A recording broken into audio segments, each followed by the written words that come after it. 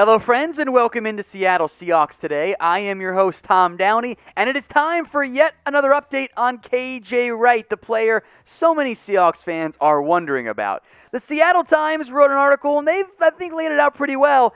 There just might not be any room for KJ Wright. Now, the Seahawks have said the door is open, and as we've discussed previously, that door was open in the event that the depth did not emerge. But the Seahawks' plan right now is to use Darrell Taylor and Jordyn Brooks as starters in base packages. And although KJ Wright unquestionably would help in the short term, help the team win, I think the money that Wright gets, both right now and setting him up next year via playing time, are problems. When you look at what Seattle has right now, and this has been their plan for well over a year, Jordyn Brooks, he gets to take over at weak side linebacker. In nickel packages, he is a starter. He is one of the true full-time linebackers out there, along, of course, with the guy Bobby Wagner. He's so freaking good, right? Darrell Taylor, meanwhile, more on him in a second, he gets to take over at strong side linebacker.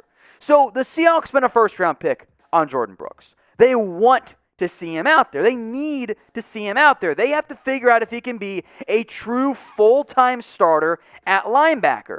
Now, I like him against the run. I know he can blitz. The area I want to see more out of him is in coverage. And in a different role than what he'll get this year, keep that in mind, Brooks fared pretty well in coverage. You know, the completion percentage was pretty solid. Didn't get beat that often. When we did, it was fairly short area of the field stuff. So, like many of you, I am excited to see what Jordyn Brooks does that year. So that's one role that, okay, well, it's not KJ. He's not going to be a full-time guy. Could he be a strong side linebacker in the role he played last year and then moved to nickel? Well, Darrell Taylor appears to be that guy. Now, he missed all of last year due to injury. Big problem for Seattle. But he's been getting work at that strong side linebacker role. Now, for this particular defense, it's probably going to be more of an overhang 3-4 outside linebacker typical player. A role that Darrell Taylor has played in the past, and a role that they want to utilize him in fairly heavily. Okay, what about depth? Well, Pete Carroll did offer some pretty big praise for Cody Barton. So now all of a sudden, okay, well, if Barton can handle linebacker 4, and he's cheap, which we'll see about that, and if everyone stays healthy, well, then it's not even a fit anymore. Because KJ Wright, for starters, folks, unquestionably should be signed. He is a good football player. KJ Wright deserves to be starting somewhere in the NFL. I don't know where it ends up being. He's too good, frankly, to still be unsigned by June. Like, somebody should pick him up and give him starting snaps. Now, I'm sure he wants more money than what's been offered to him so far. Big reason why he's unsigned. But Wright's a good football player. I am still shook that he is unsigned right now.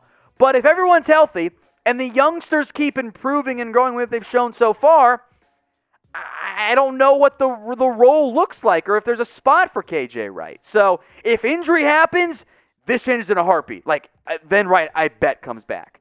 But if everyone's healthy, factor that in too. So what is the percent chance you guys think Seattle brings KJ Wright for this upcoming season? Get your votes in for me in the comment section.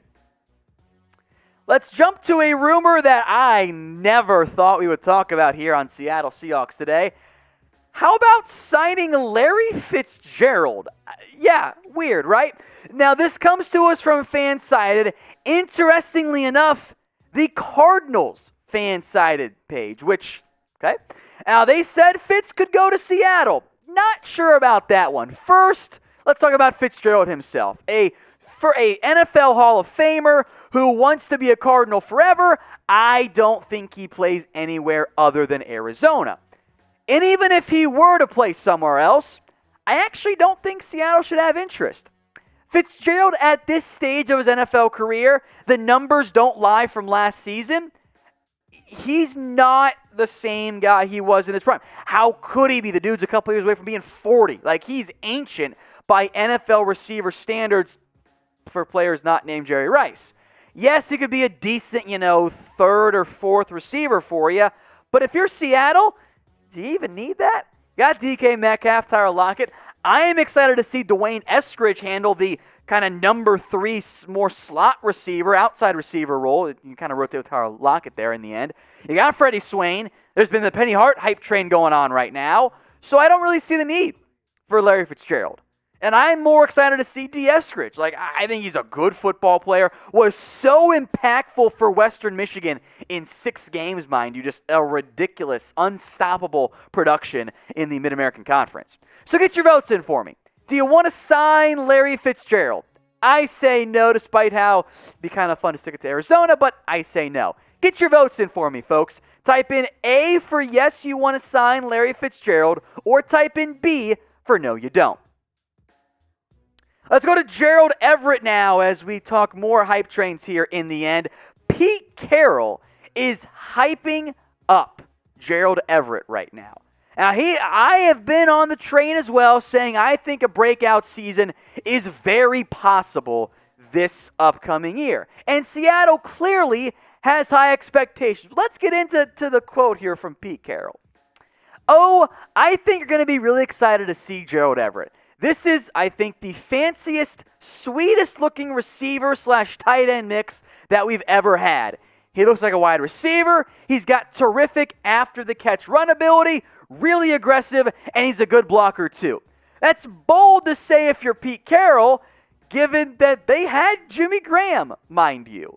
Now, we'll get to more in depth here on Everett in a second. But first, folks, if you're not already, do me a favor, hit that big red button and subscribe. The link is right there at the bottom of your screen, but you're watching on YouTube. So simply hit that big red button and join us for videos almost every single day on everything going on around the Seattle Seahawks.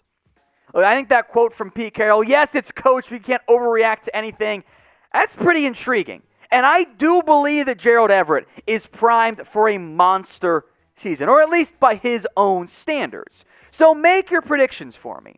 Is this the year that Gerald Everett, his first year in Seattle, truly breaks out? Get your votes in for me. Type Y for yes or type in N for no. Now, Carroll mentioned Everett on third downs in particular, and I think that makes sense. His 2020 campaign, outside of touchdowns, but whatever, those are super fluky, 41 catches, 417 yards. I think Everett can beat that, and that would qualify to me as a breakout year because it would be a career season for the current Seahawks tight end.